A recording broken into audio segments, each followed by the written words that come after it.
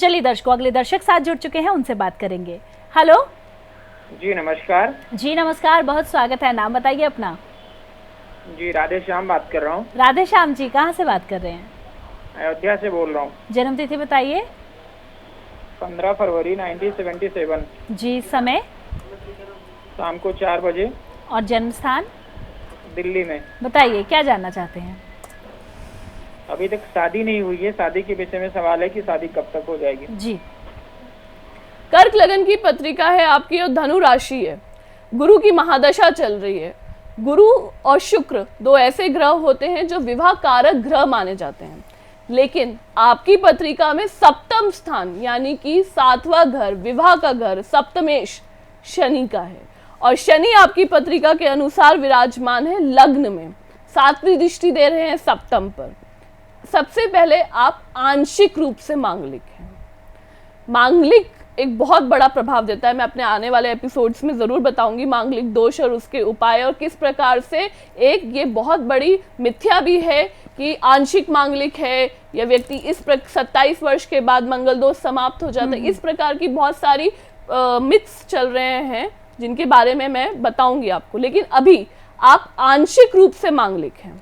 दूसरी बात यह है कि शनि की दृष्टि भी पड़ रही है आपके सप्तम स्थान पे। सप्तम स्थान पे शनि की दृष्टि पड़ने की वजह से आपका विवाह 30 वर्ष के उपरांत होना ही तय था, ये आपका प्रारब्ध था।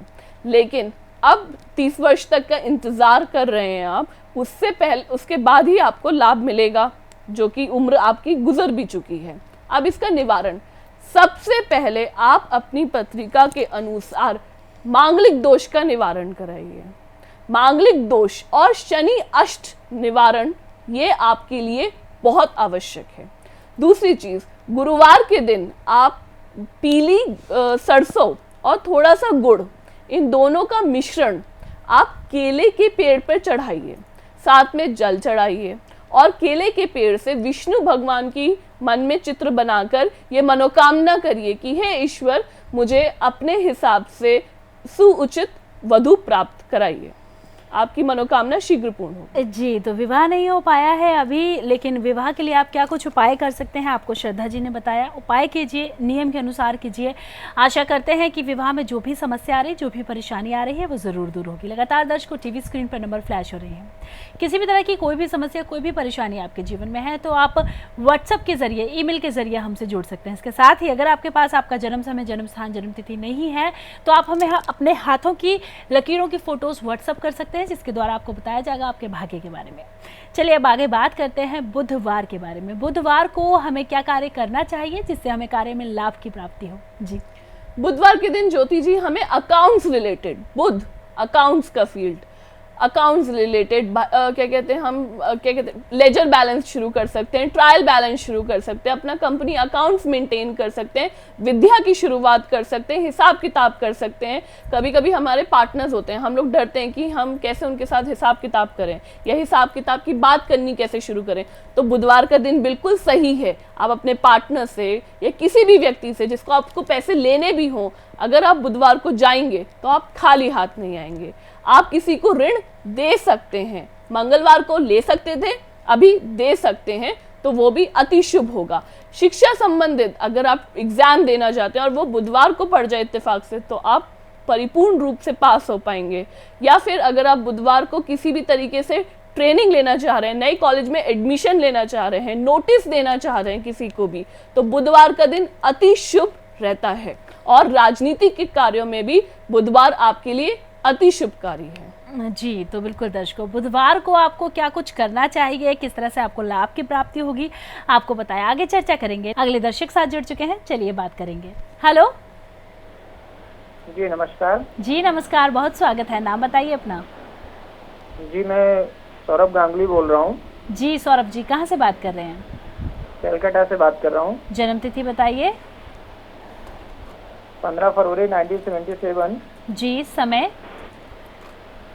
शाम को 5 बजे। जन्म स्थान? कलकत्ता। बताइए, क्या जानना चाहते हैं? मैं बिजनेस कर रहा हूँ पिछले 10 साल से,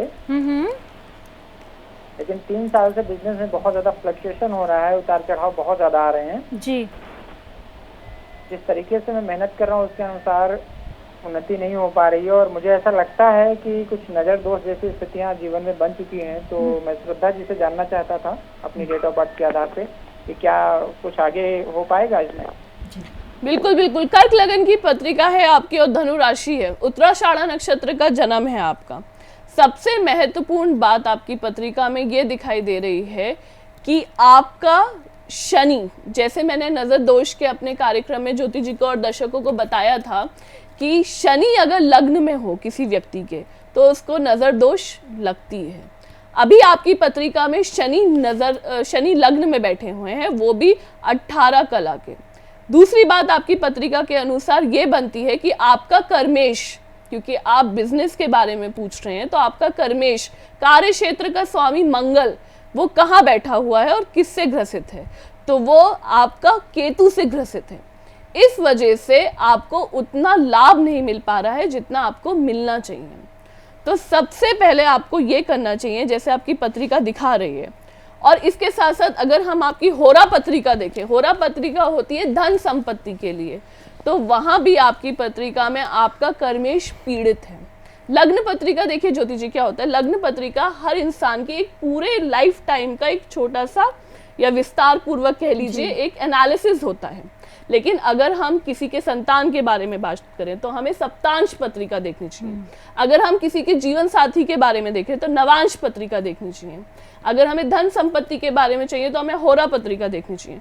लोग आजकल क्या करते हैं मोस्टली कि वो गूगल करते हैं या किसी एस्ट्रो के पास लग्न पत्रिका लेके जाते हैं। अब एक बात बताइए आप ज्योति जी, अगर किसी इंसान को हार्ट की प्रॉब्लम है, उसे कार्डियोलॉजिस्ट के पास जाना चाहिए, जनरल फिजिशियन के पास जाना चाहिए? ऑब्वियसली कार्डियोलॉजिस्ट के पास जाना चाहिए।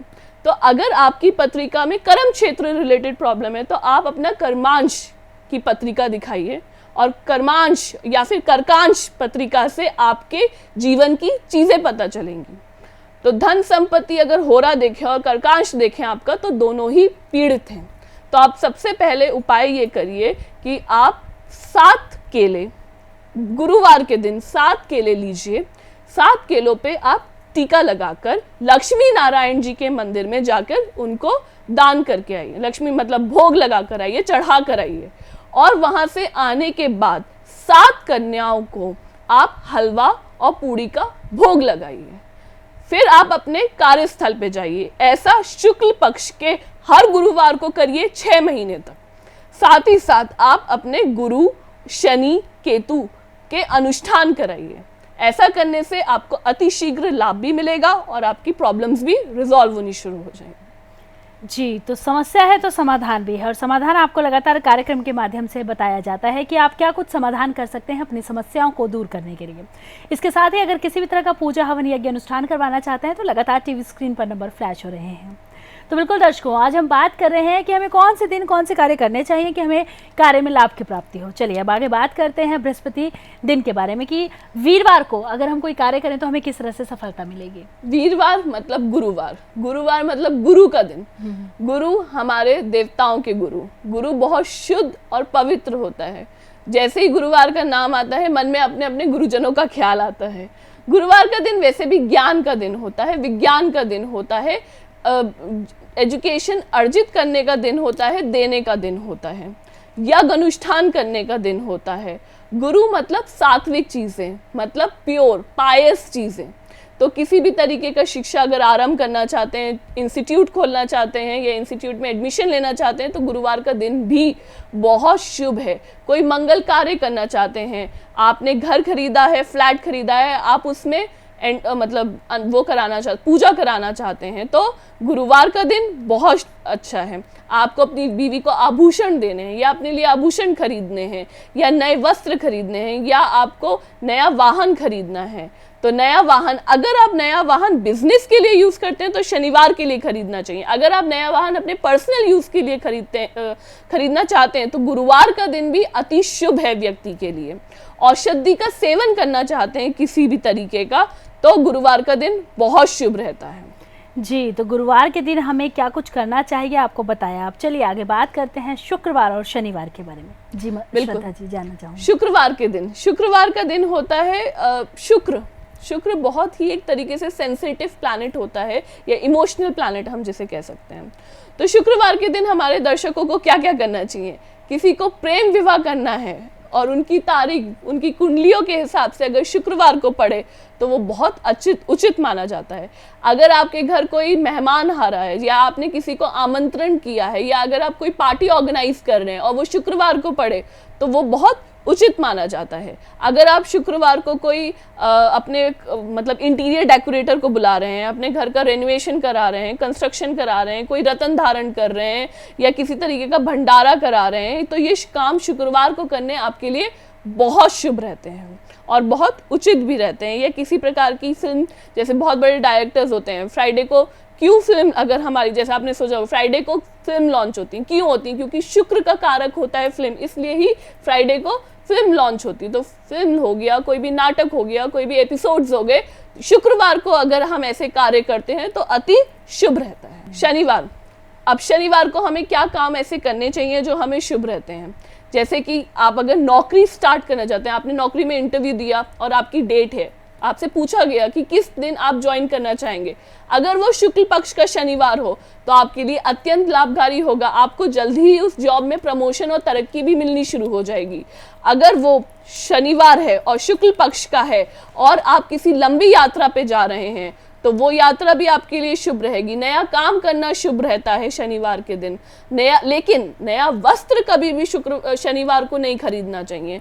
नया वस्त्र शनिवार को खरीदना उचित नहीं रहता है। जी श्रद्धा जी, 6 दिन के बारे में बात कर ली। अब बात करें अगर रेस्ट डे यानी संडे के बारे में, तो संडे को हमें क्या कुछ करना चाहिए, क्या कुछ नहीं करना चाहिए, जानना चाहूंगी। संडे के दिन छुट्टी होती है सबकी, लेकिन पशु खरीदने का काम, आपने देखा होगा कि हम अपने घर में बर्ड्स रखते हैं, कुछ सिंगिंग बर्ड्स रखते हैं, कुछ डेकोरेटिव आइटम्स रखते हैं, birds related, environmental related, posters लगाते हैं, सीनरीज लगाते हैं।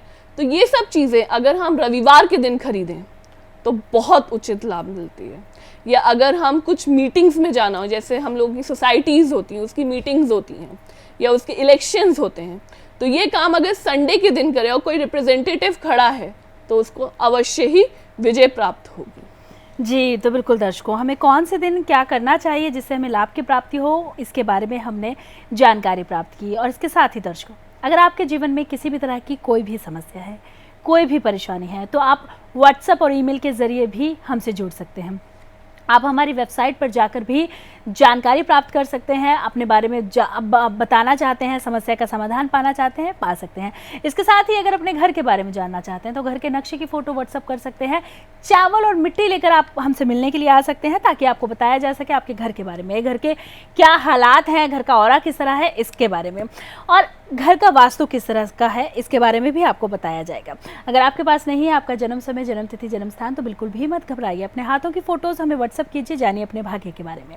और करवाना चाहते हैं किसी भी तरह का पूजा हवन यज्ञ अनुष्ठान, तो अभी आप इन नंबर्स पे संपर्क कीजिए। आपकी एक समस्या और आपको इन नंबर्स पे कॉल करना है, फिर देखिए कि किस तरह से आपकी तमाम समस्याओं का अंत हो जाता है। क्योंकि अगर जीवन में समस्या है तो समाधान भी है, और समाधान केवल एक किस्मत और भाग्य।